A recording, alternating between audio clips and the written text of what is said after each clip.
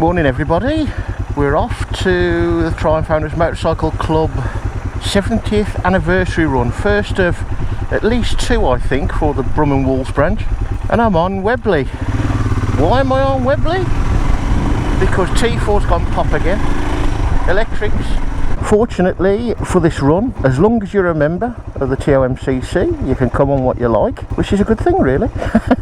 An update for you on Webley. Some bits and bobs added and a little bit of a negative. The negative is more with the official UK distributor, MotoGB, but it seems they've come good, at least in part. We've got a rear brake master cylinder guard now from stainless steel, also a Hitchcocks one. That's very nice indeed.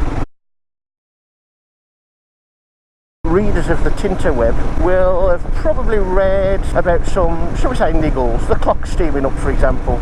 Yeah, mine does a little bit, but I do jet washer quite regularly, I may add, more regularly than the other two, even if she hasn't been green roading. But let me just put it into context. Webley hasn't seen salt. She was put away, well, not put away as such, but never got used from, I think it was either October or November. I next come to use her just before Christmas and the battery was flat. Charged the battery up next time I needed to use her, or felt like using her, and that was February when we had that really warm spell. She has been used on and off since February until, let's say, about a month ago when she started to be used a lot more. So she hasn't seen salt, but the front left oil pipe on the engine that does stick out in all weathers, as it were. But bear in mind, Webley hasn't seen all weathers, and Smelly has. Smelly's seen snow. No issues with corroded parts on Smelly, but we do on Webley. The bottom left oil pipe union corroded on the outside, the pipe mainly, and the bolt itself was starting to go a bit furry. So I reported it to the dealer. Eventually, the reply from Royal Enfield, that's MotoGB, the distributor, check your handbook. Such things as corrosion, worn paintwork, if you like, faded paintwork, that sort of thing, is not covered under the warranty. And yes, it does say words to that effect.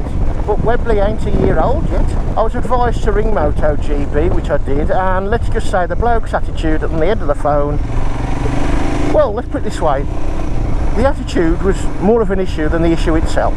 I have to say I thank Land Rover for this. I've had that much crap from them and their dealers, I ain't accepting any bull. Now, if the bike was very near the end of the warranty period, well, yeah, okay. Even though it's a cheap bike, but that ain't really up to standard to my mind. Anyway, so I contacted Royal Enfield India. Thank you very much, Royal Enfield India, because you obviously, well, I don't know, maybe you verbally put the boot up somebody. But thank you very much, because I got an email from MotoGB saying the dealer will have a look, at the very least, free of charge. Clean up and protect the affected area, and if there is deemed to be a problem with the part, it will be replaced free of charge under warranty. And that's all it took, folks. That's all it took, you know. That should have been done in the first place. So what's going on there with the, there's another one here, some charity do. Easter, oh yes, I think it's the Easter egg ride thingy donation at Triumph, Birmingham West. That's street bike to everybody else. I did take the advice from the rather,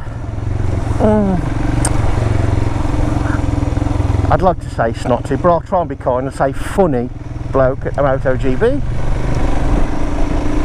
You should protect the finish. However, in the handbook it says do not use things like polishes and stuff on the paint, etc., because it's a dull finish and it'll make it gloss. Anyway, I sprayed a bit on the affected area, and I noticed the oil guard, the oil cooler guard, that a stone hit it, and that's going a bit rusty, but that's because a stone's hit it, so I don't expect that to be replaced. It's not really good anyway. I'm after a suitable replacement. It's lightweight certainly, but it's just tin, so I'll look at changing that when something comes out suitable. But I've wiped a bit of AC50 over it. And yeah, that is good stuff, you can see that, but God, does it make things glossy.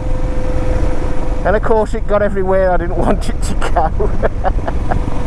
So I've had a bit of a wipe round here and there, but the only place that really needed it was that union. So it don't do things any harm, no, but it does, or can, spoil the finish. Basically wiped it round some of the other pipes, and to be fair, that's the only pipe that's gone on the front left, gone funny, and round by the carrier for the panniers and all round there. It'd be no good if you have somebody on the back, mind, nothing to grab hold on to, be too slippery though.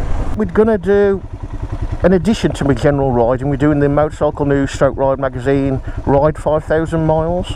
So every ride now gets noted in a book. To be honest, I don't really do much less than that anyway. And I know for some people it ain't much at all, but there's another thing to the ride. Oh, another thing, forgot about Webley. One of the chaps on one of the many Royal Enfield Himalayan Facebook pages reported quite a rattle at the front of his bike. Now I have I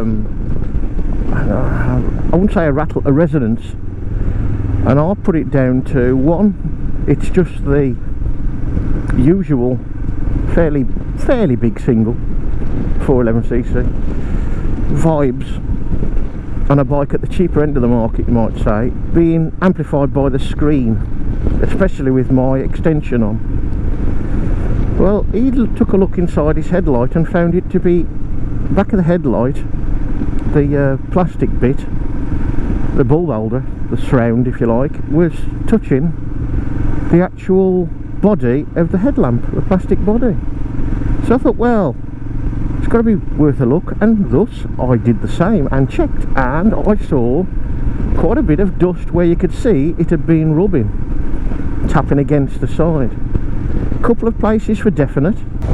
So I did the same as this chap suggested with the draft excluder, very cheap, stuck it here, there and everywhere inside, but mine does it at 65 mile an hour in top, so we yet to find out whether that's toned that down a bit.